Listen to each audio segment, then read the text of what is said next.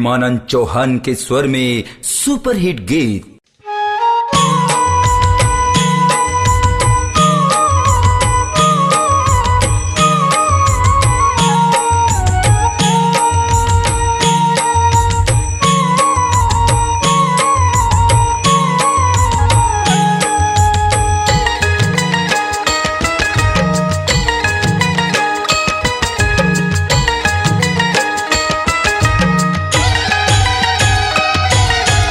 ये दाई लैका लारिछन हारवा, ये मैया लैका लारिछन मोरवा।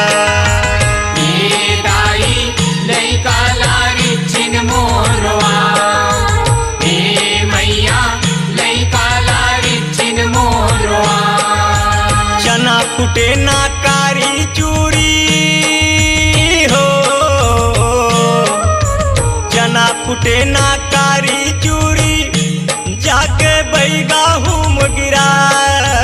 ये दाई लैका लारिछन मोरवा, ये मैया लैका लारिछन मोरवा।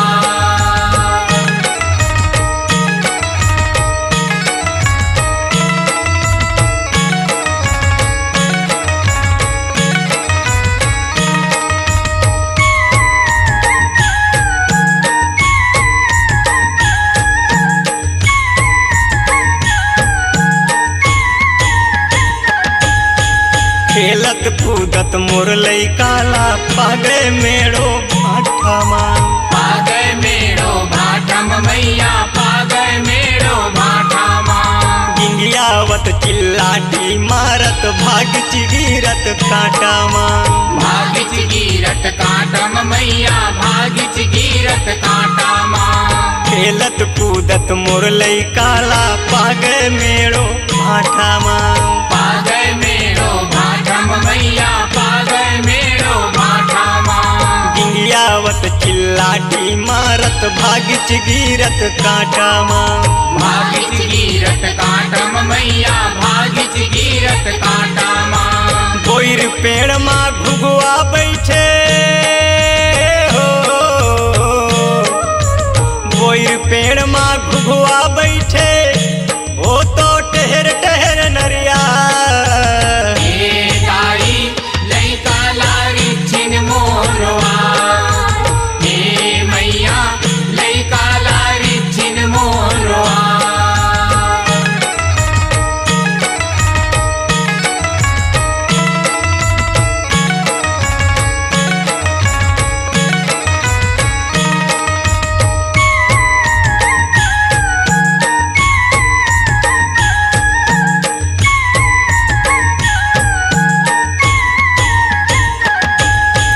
और अंधियारी भात मताई झिंगुरा चिर चिर बोले।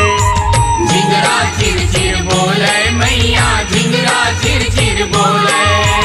रात के 12 बजती माता बैग के लिमुआ खेले। बैगक लिमुआ खेले मैया, बैगक लिमुआ खेले। घोरी अंधियारी भात मताई झिंगुरा चिर चिर बोले। झिंगरा चिर चिर बोले मैया, झिंगरा चिर चिर बोले। रात के 12 बजती माता बैग के सुपा डोले। बैगक लिमुआ खेले मैया, बैगक लिमुआ खेले। कारी बिलैहा चारो मुड़ामा हो, कारी बिलैहा चारो मुड़ामा, बैगा बाबल खेल खेला। ये दाई लैका लारिछन मोरवा, ये मैया लैका लारिछन मोरवा।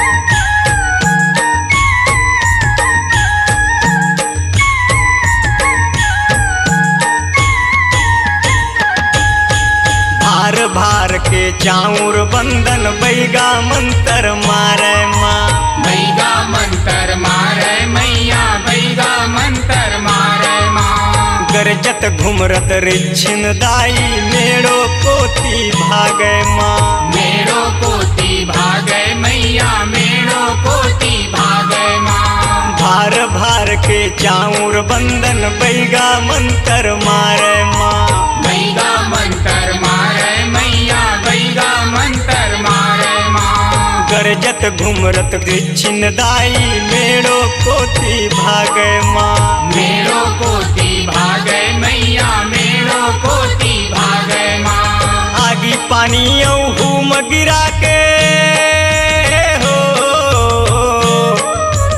आगी पानी हूम गिरा के बैगार छिनला मनाए ए दाई लइका लारी छिन मोरवा ए मैया लइका लारी छिन मोरवा चना कुटे ना कारी चूड़ी हो चना कुटे ना कारी चूड़ी जाके बैगा हूम गिरा ए दाई लइका लारी छिन मोरवा ए मैया लइका लारी छिन मोरवा ए दाई लइका लारी छिन मोरवा ए मैया लइका लारी छिन मोरवा ए दाई लइका लारी छिन मोरवा ए मैया लइका लारी छिन मोरवा ए दाई लइका लारी छिन मोरवा ए मैया लइका लारी छिन मोरवा।